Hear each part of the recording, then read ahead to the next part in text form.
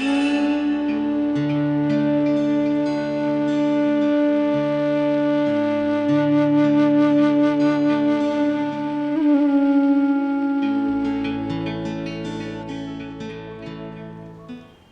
morning everyone, welcome to the class.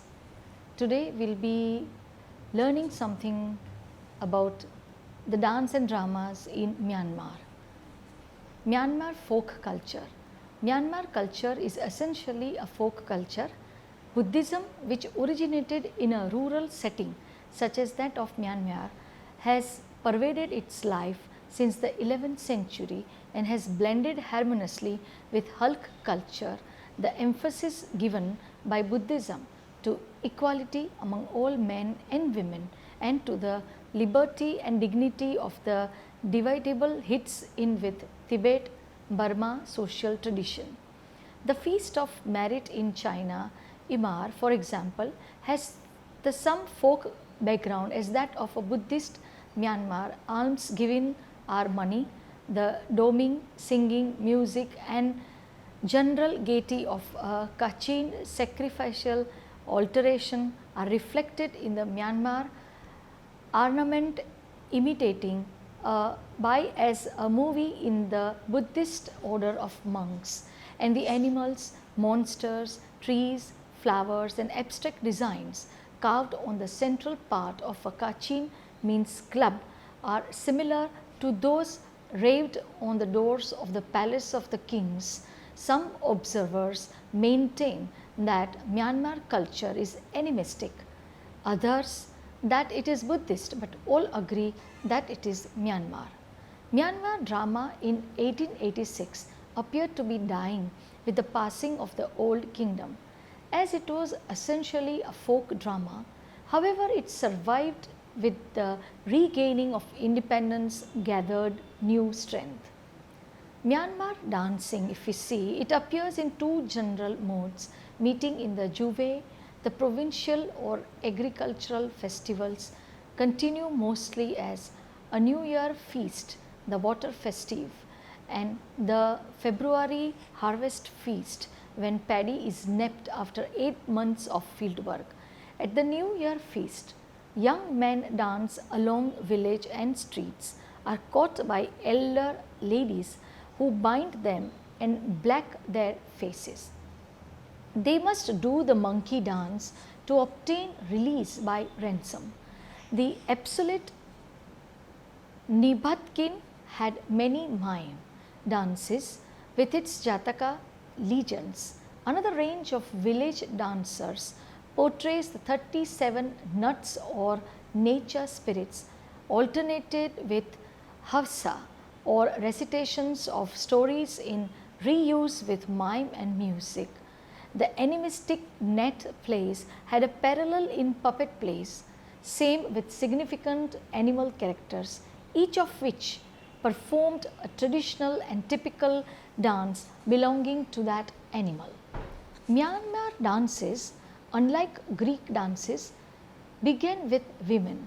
They have no war, no sword dance as such, but celebrate a popular gathering like the East of Frolls. Modern Myanmar dancing then become professional and helped to develop the Pei or popular hair with shows, singing, dancing and mime and water sports. Court dance, minds nourished from 18th century, now revealing resurgent Hindu influences with tales from Ramayana. In the reign of King Bodavapaya, a ministry of theatre instituted village festivals continued in Thai folk dance manner, ceremonial dances and plays developed in court circles, and the town fair combined all material it could obtain more in a commercial spirit. Myanmar had a long tradition of spirit dances. These dances are performed to propitiate one or more of the 37 nets known in Myanmar. As the closest country to India of Southeast Asia, Myanmar learned of Indian dance and music in Myanmar for many centuries before any distinctive theatre years evolved. In the 16th century, Myanmar dances were being performed by professional entertainers. They called themselves spirit dancers, and this type of performance was called Nibhatkin or Surit play. Actually, these performers were vagabond entertainers who used religion as a convenient cover for their secular activities, much as the prostitute Okuni who hounded kabuki in Japan at Elms to the same time posed as a priestess performing religious dances. A clown was the main character in most Myanmar spirit plays. The present day North V or spirit show is a direct descendant at those earlier spirit plays. Interestingly enough, the animistic element is more important in the Neth Way than it was centuries ago.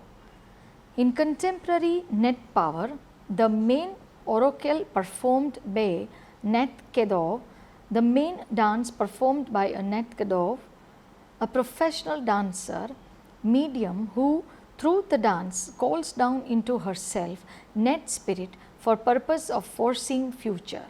The dancer is esteemed more for her fortune, feeling ability than for her skills as dancer.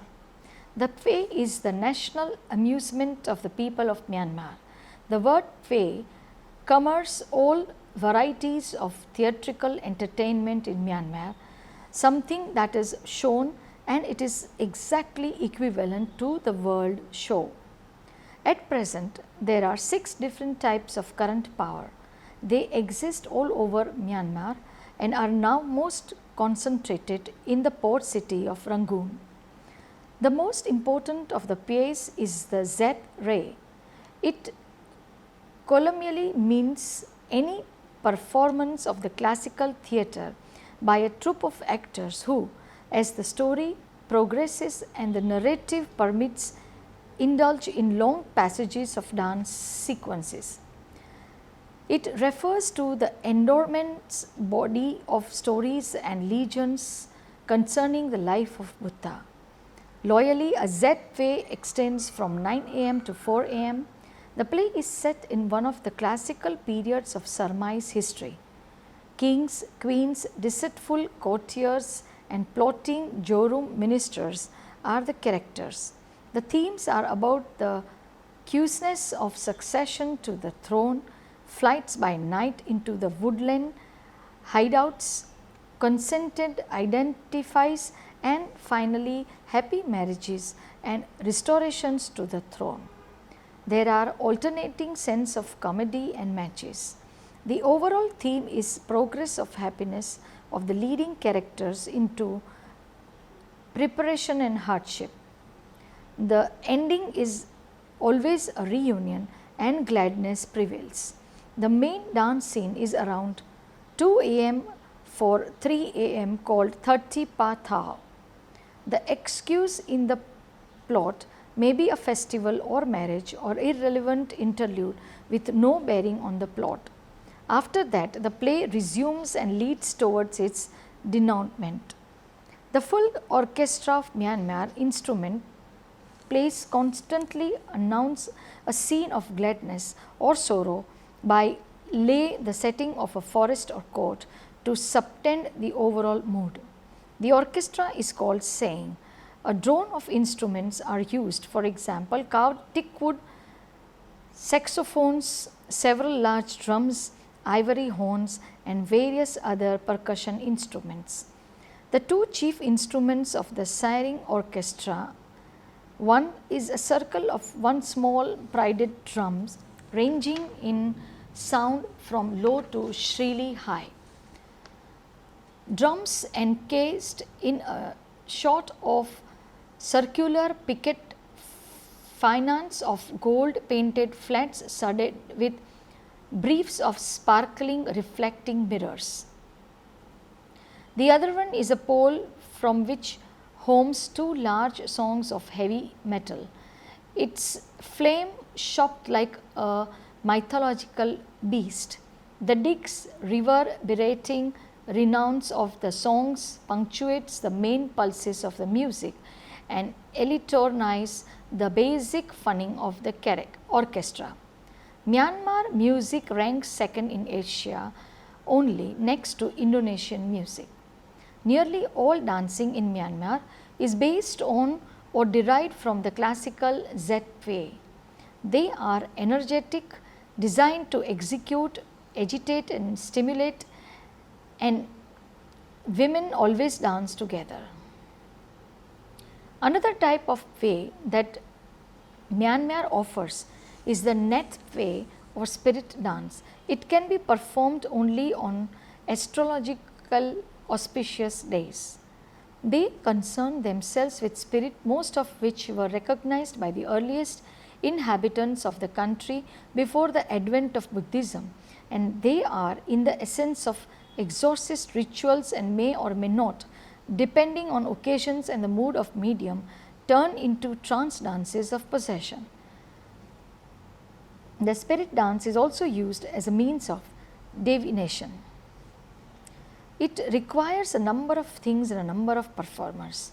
A large altar of bamboo and nubilis leaves is constructed at one end of the area where the dance is held and is stacked high with headdress, young coconuts, bananas, offerings of flowers and betel nut, pieces of cloth, eggs, apples and bottles of liquor.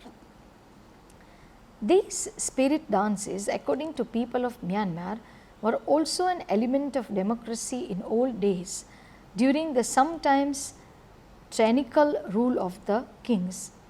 If a medium in a trance fell upon some member of audience and attributed godlike qualities to him, even the king was forced to respect him and listen to his advice. One section of the spirit dance which is particularly moving and which contains elements of sequential drama as well as dance is called Ton Breon and reenacts martyrdom of two young boys. The Enyen Fei is an abbreviated form of Z Fei. It consists of 4 people, 2 dancers and 2 clowns. The coming element is fully in keeping with the national character of Myanmar. Throughout a Z Fei, regardless of its starry courses, the thread of comes from chains who appear at intervals. They crack jokes aimlessly, often unrelated to the plot, and amuse the audience with slapstick antics. They are forested indigenously with ludicrous makeup of white eyebrows and cheeks of blot of rouge and black lines round the eyes. Yen Pei simply extracts that hero-like elements combined with dance interludes and condenses them into a short evening's entertainment. Yen Pei is a combined dance and drama form based on religious themes, usually of allegorical significance, lengthy, arrived and embraces a vast cast whose actors are often armaments. It is so elaborate and only performed on most holy festival days before the highest ranking officials and dignitaries. In effect, it is scarcely more than a napant. Yusham Fei or Yukthai Fei are both terms which refer to puppet or marionette shows of which Burma is famous. During the late 18th century and early 19th century, puppets are in tremendous vogue. Inevitably, live actors displayed them.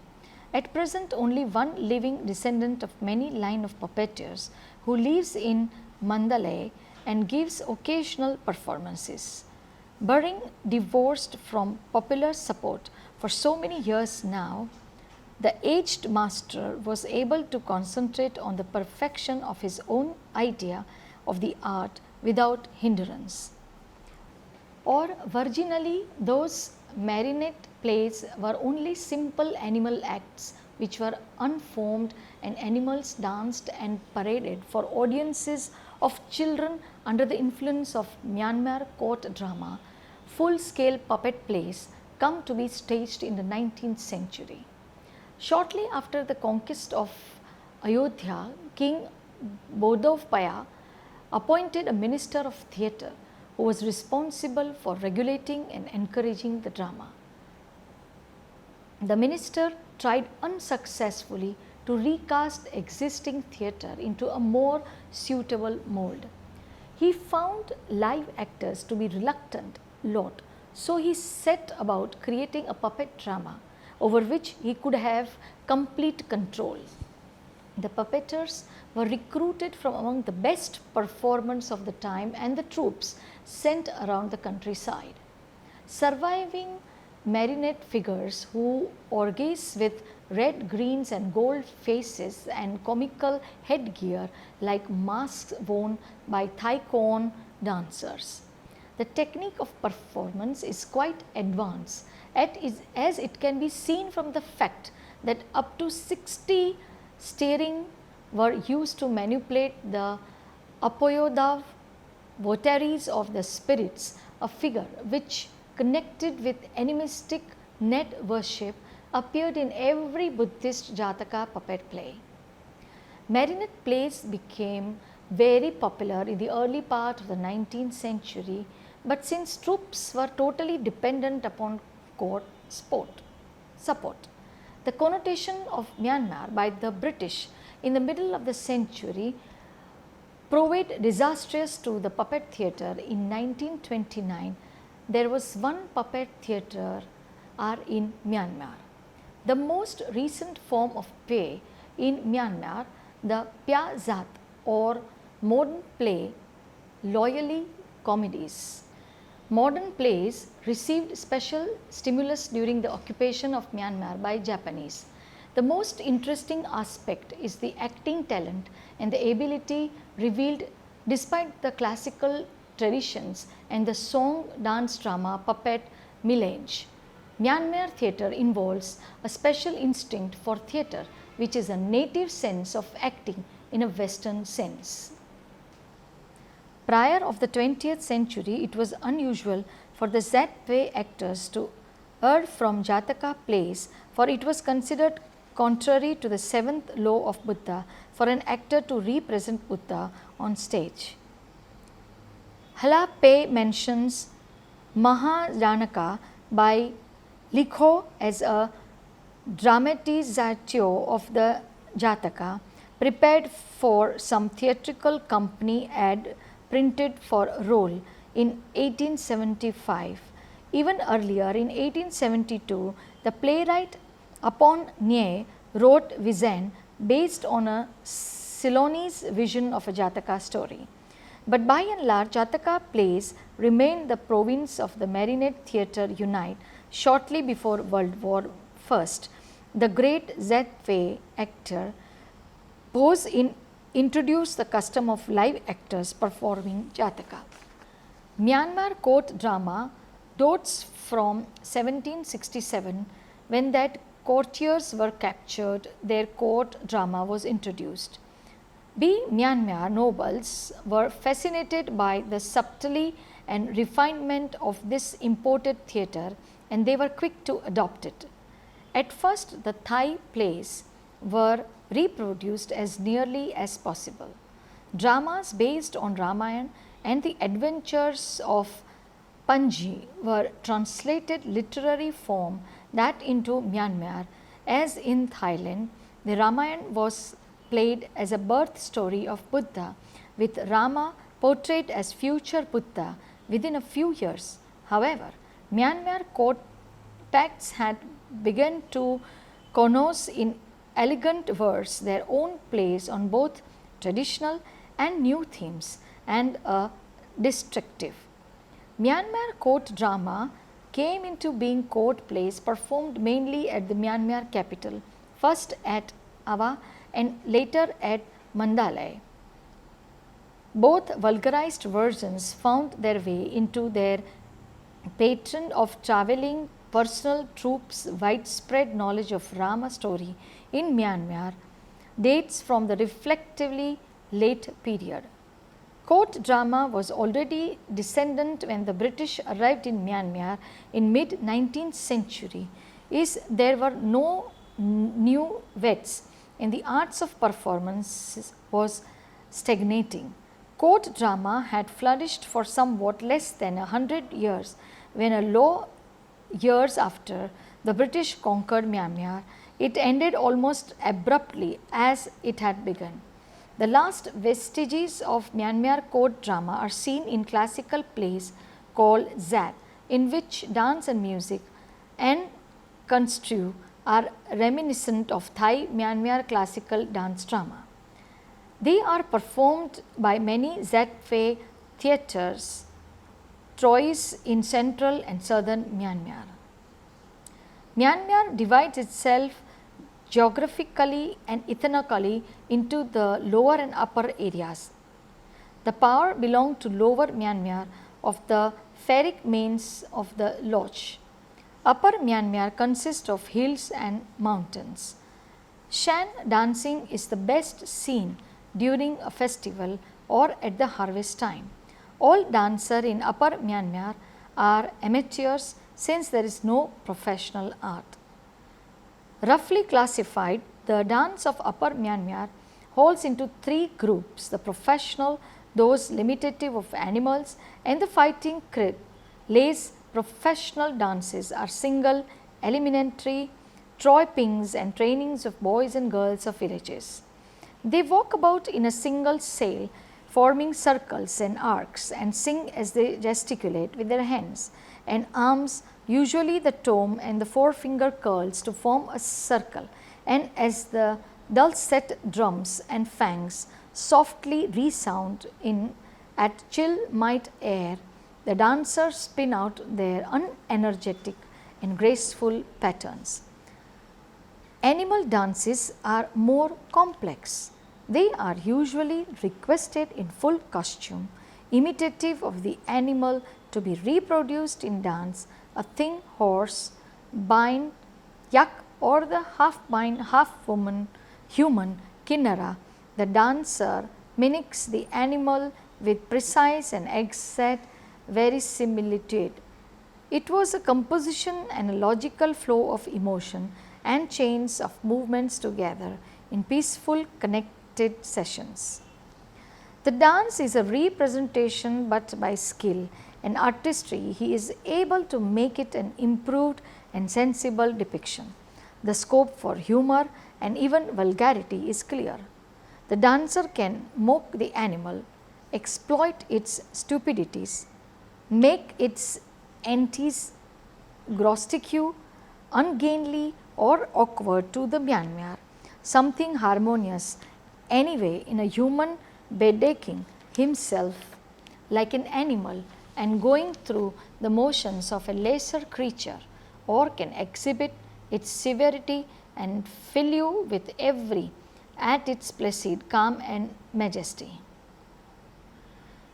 The Lai Ka, literally high dank, but sometimes translated a defense offense, of the Shan states is its most systematized dance.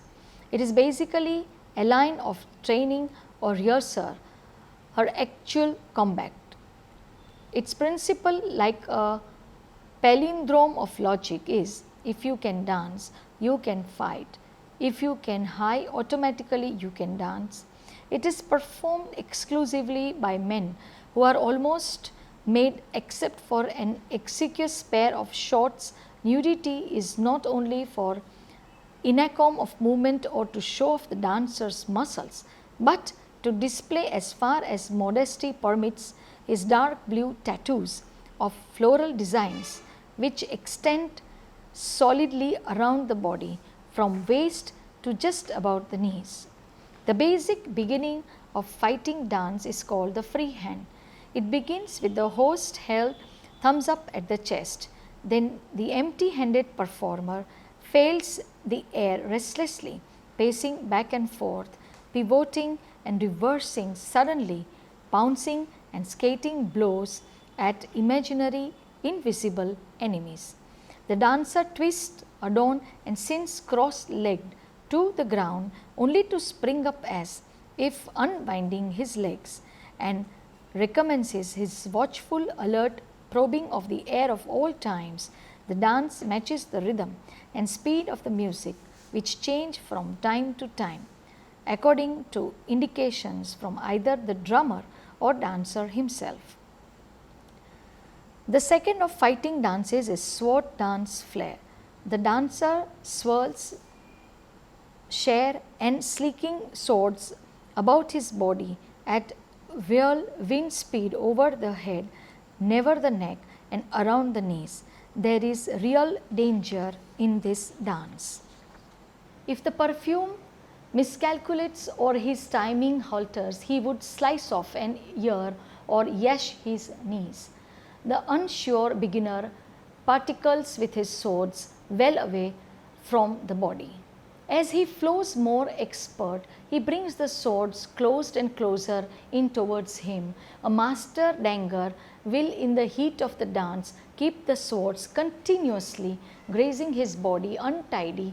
They seem to be slithering and shingling over him. The third high ting dance is the fire dance, where the ends of a long wand wrapped in thick cotton weds, then dipped in kerosene and set aflame.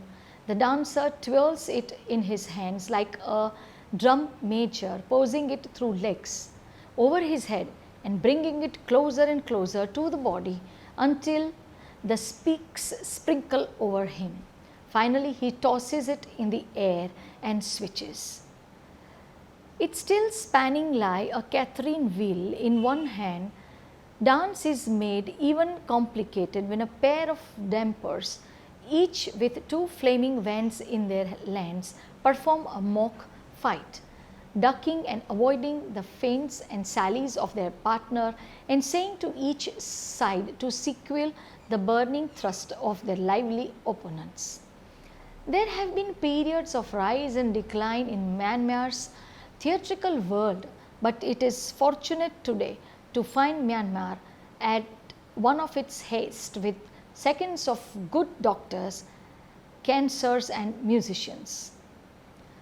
In 1953, the Union of Myanmar Cultural Department created the Department of Fine Arts and Music at Mandalay, the old cultural capital of the country. See art of some of the most famous kingdoms. Principles of Myanmar dancing works.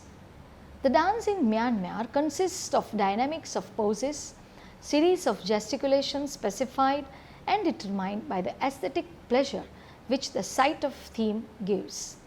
It is emotional only in that they capture the single mood of ejaculation.